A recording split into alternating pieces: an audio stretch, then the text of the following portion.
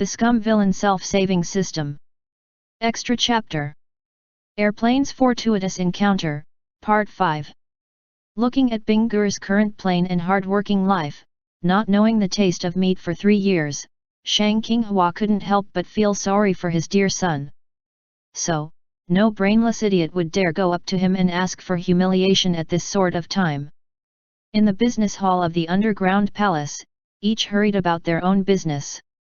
While sewing up that giant net of immortal binding cables blown apart by Shen Qingqiu, She Hualing stole looks at Luo Binghe, occasionally biting her lip in dissatisfaction. Mo Beijun was taking a nap on the west end. Xiāng Tóngxiù shook his leg, idle to the point of agitation. He really didn't have anything to do and didn't want to come to the business hall. However, this place was a demon race territory. If he didn't stay within a step of Mo Beijun, who could say if he wouldn't be swallowed whole by some kind of creature? Just when he wanted to crawl over to Mo Beijun and risk a beating to request his king move to a more tranquil place to nap, Luo Binghe suddenly said one word. If. A hall full of demons all stuck up their ears.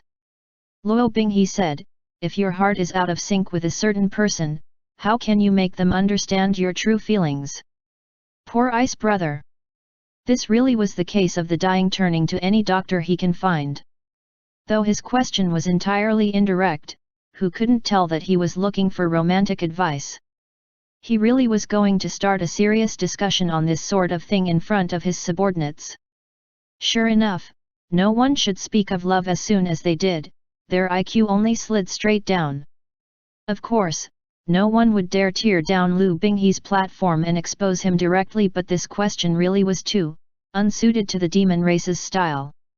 A while passed but still no one answered.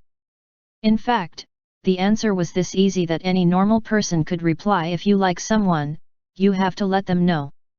Unfortunately, there was nothing normal on the scene, and other than Xiāng Tóngxiù, there also was no other person around.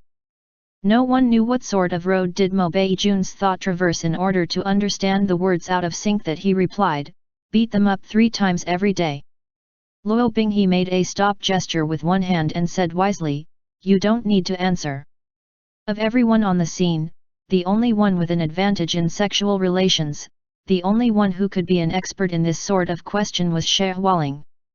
So, the others all swept their gazes towards her. The Shamimi, who was extremely popular in the original work, had a face full of WTF.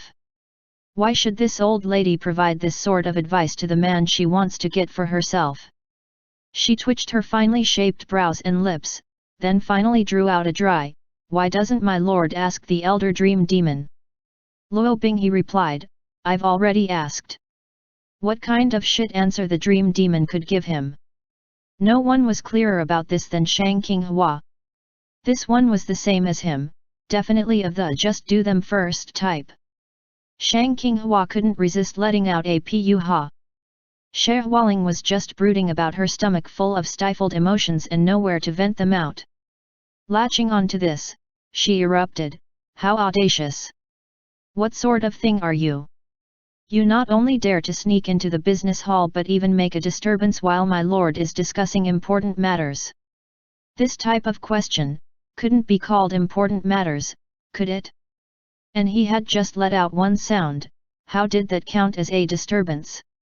As this was not the first time She Hualing had picked on him, Xiāng Tóngxiù was already indifferent to this. He obediently sat in place, pretending he was a puff of air. As expected, Mo Beijun was unconcerned. She Hualing saw that no one paid attention to her and indignantly wrung her long fingernails. My lord, Mo Beijun brings him around every day. He's not subtle about it at all, bringing him even into the business hall. What is the meaning of this? Luo Binghe was also unconcerned. You see him every day. Are you not used to it yet? She Hualing was going to faint. This was the first time Bingur had expressed reaction to his very existence in months. Immediately, Xiāng Tóngxiù started up an ecstatic internal chant of my son noticed me, he noticed me, ha ha ha ha. Unexpectedly, Luo Binghe took a look at him then said, since you laughed, does that mean you have something to say? It's hard to explain in a few words. Xie Hualing let out a ha. And said, my lord asked well.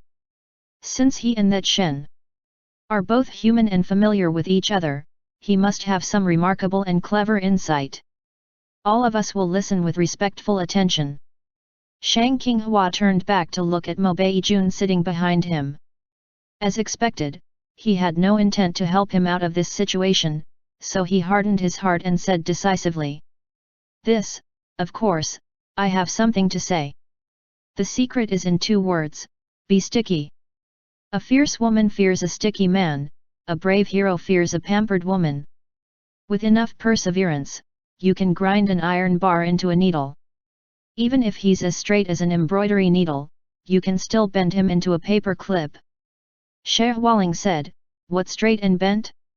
Don't speak the human realm's dialect. My lord, I think he's simply making it unnecessarily complicated.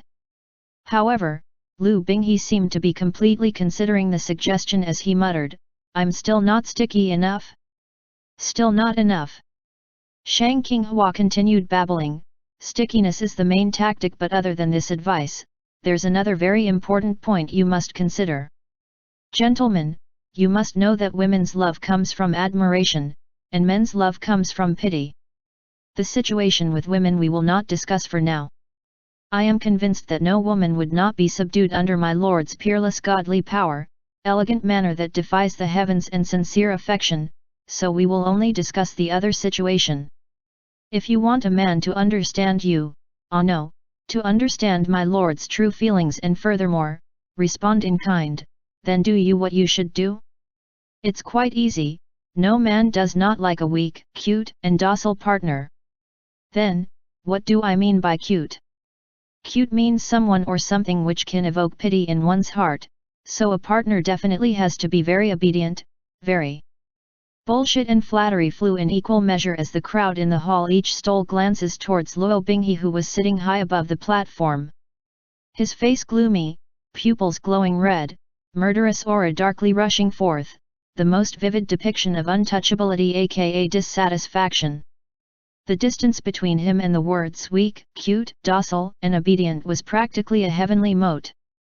Xie Hualing couldn't resist letting out a scoffing sound. Xiāng Tóngxiù hurriedly shut his mouth. Luo Binghe rubbed his temple as he said, continue. Having been given official approval, Xiāng Tóngxiù continued to explain. He said mischievously, I can take Shen Qingqiu as an example. This guy he's a straight man. What does a straight man mean?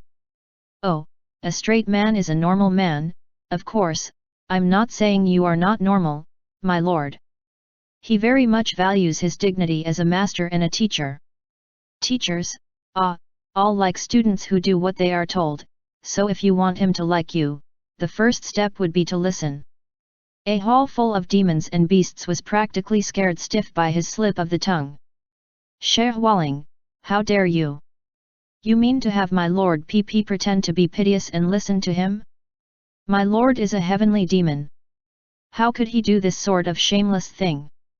That's right, that's precisely what I meant. Shamimi, turn around and take a look at the thoughtful expression on your lord's face. Does he look like he thinks this sort of thing is shameless? Impassioned and vehement, mouth like a torrent from heaven down to earth, Xiāng Tóngxiù concluded his 20-minute-long consultation on love. Xie Hualing had already throttled him to death with her eyes 10 million times over, so as soon as Luo Binghe left, Xiāng Tóngxiù hurriedly moved over by Mo Beijun's side, pressing close to seek shelter. Mo Beijun looked askance at him. So, if you want to be liked by a man, the best method is to act pathetic. Xiāng Tóngxiù thought. In theory, that should be correct. Mo Beijun reached out his hand.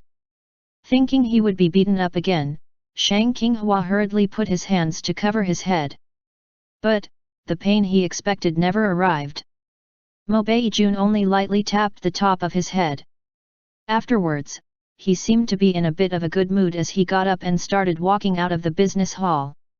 Though Xiāng Tóngxiù was confused, he couldn't bear how Xie Hualing squinted at him from the side, with a spicy gaze like a tiger watching its prey, so he hurried to catch up.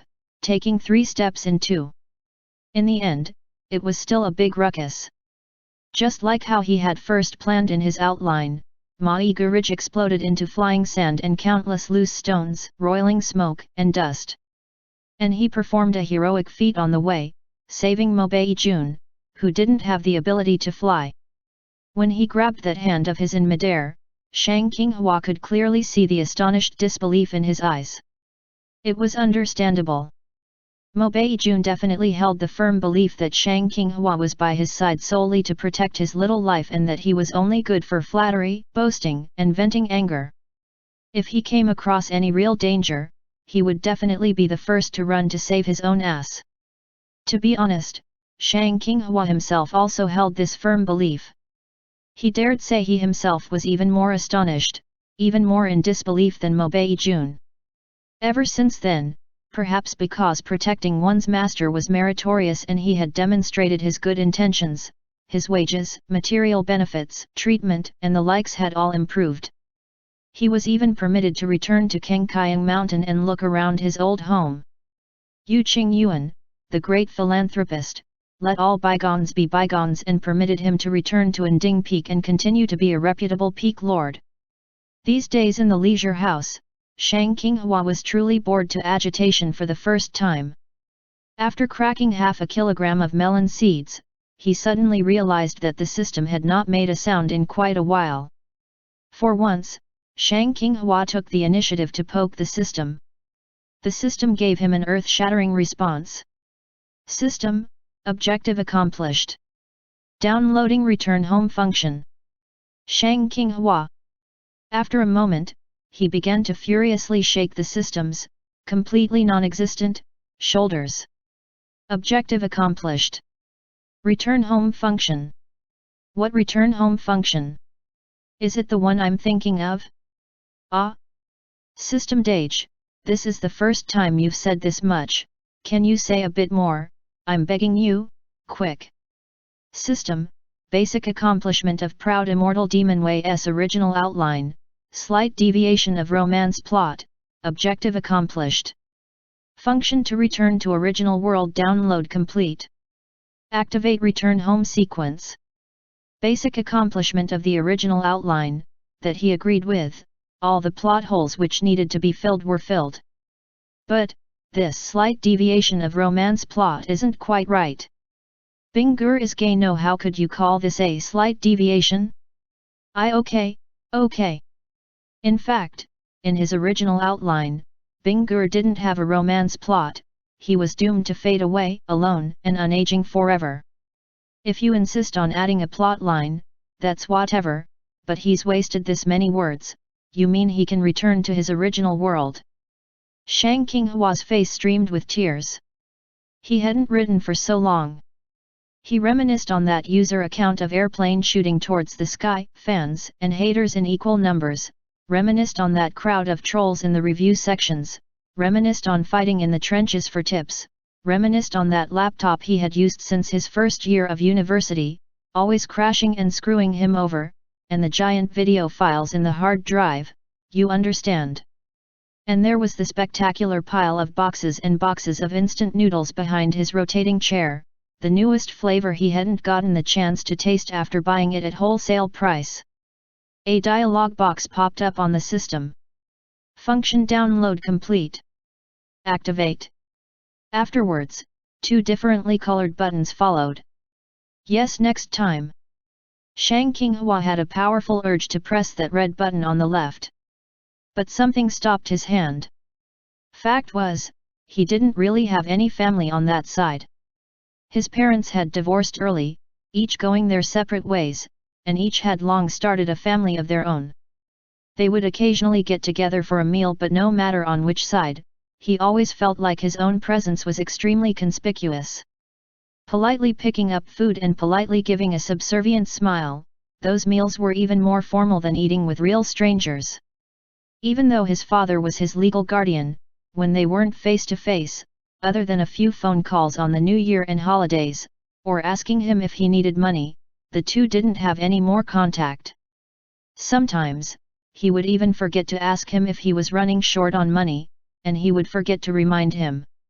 No matter where, or towards whom, all he was used to doing was giving a subservient smile. Since he was not yet an adult, there was no way around for them to not pay his university tuition, but he still had to find ways to pay his own cost of living. And it was when he was thinking of those ways that he inadvertently registered for a user account on Zhongdian and began to write. In the beginning, it was purely to vent, so he wrote whatever and however he wanted. Though it was a spectacle too horrible to endure, and even getting on the shelves became a problem, he did manage to harvest a pinch of good reviews from a special crowd of people. One time, he suddenly thought to change his style and see if he could rescue his subscriptions that editors had already lost interest in. Thus, came about the instant hit Proud Immortal Demon Way. Airplane shooting towards the sky had achieved supreme enlightenment. He had found his way. The more he wrote, the more of a shut-in he became, and the more of a shut-in he was, the more he wrote. As a typical hikikomori, the people he had good relationships with and got along with were all on the internet, oceans and seas apart. He basically didn't have any friends like Mobei Jun, and it would likely be very hard to have them again in the future. Wait. Mobei Jun? A friend? Since when did he start thinking of Mobei Jun as a friend? Xiāng Tóngxiù had scared himself, and he hurriedly took another sack of GNCAO Peak's specially produced melon seeds and binged on another 1.5 kilograms to push down his fright, and went to sleep.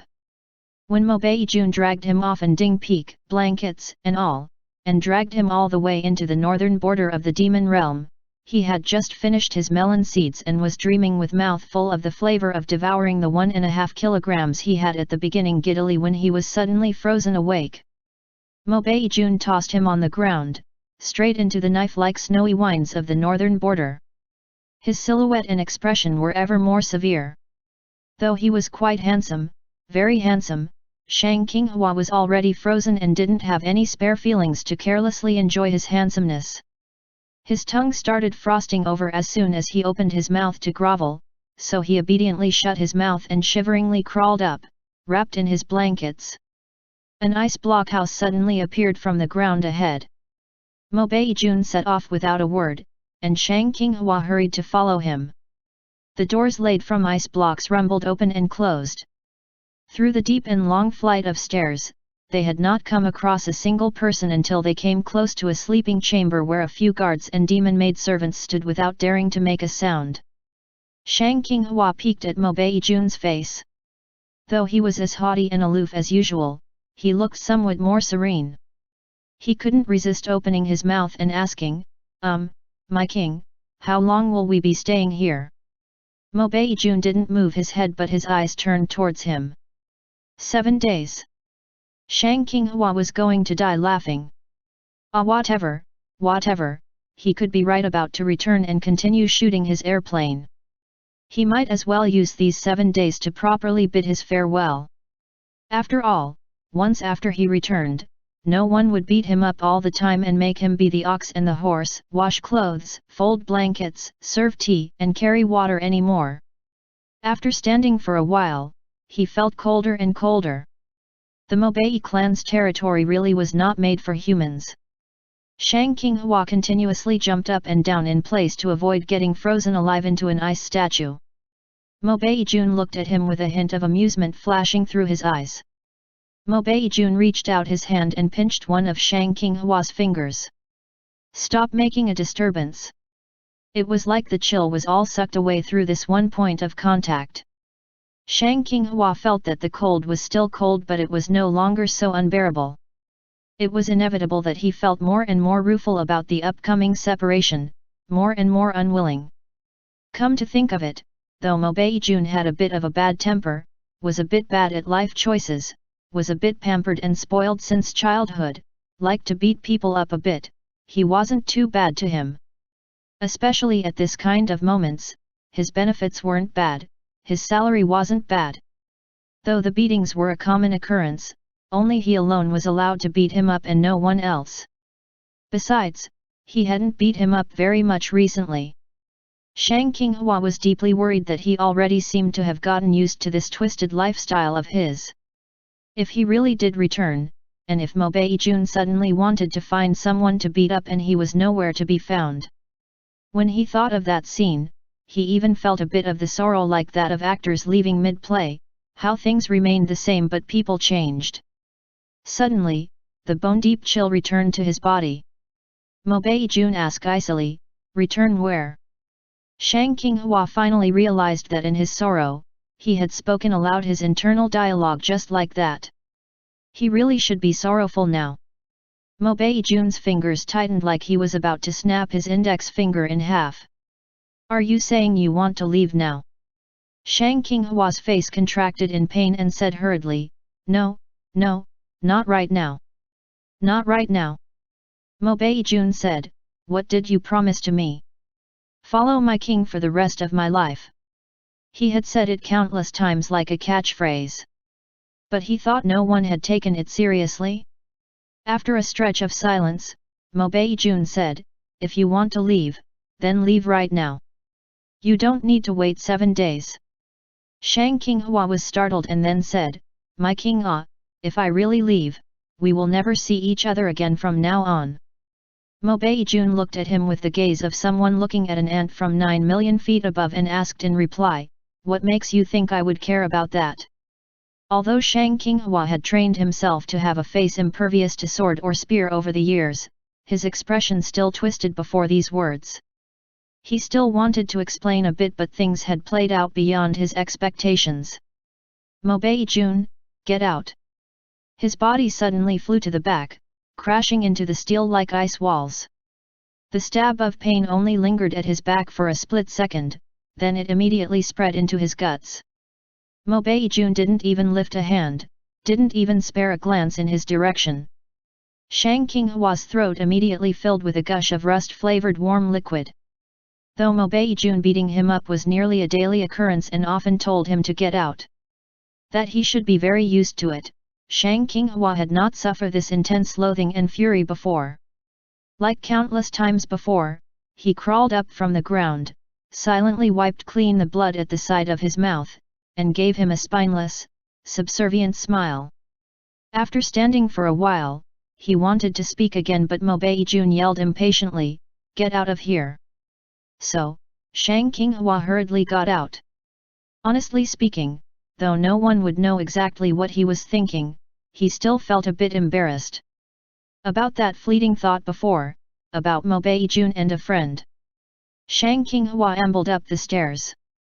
The guards and demon maidservants inside earlier had all been driven out as well, running away even faster than him, darting out of the ice stronghold like a swarm of bees. Between coming and going, the situation had already become much different. At this time, a tilted silhouette approached down the stairs. Xiāng Tóngxiù turned his head, gaze briefly flitting across a pair of peach blossom eyes full of frosty light. Though this pair of eyes didn't take him in, Xiāng Tóngxiù still felt a shudder ran through him, his heels sticking to the steps. Furtively, he then turned right back. End chapter.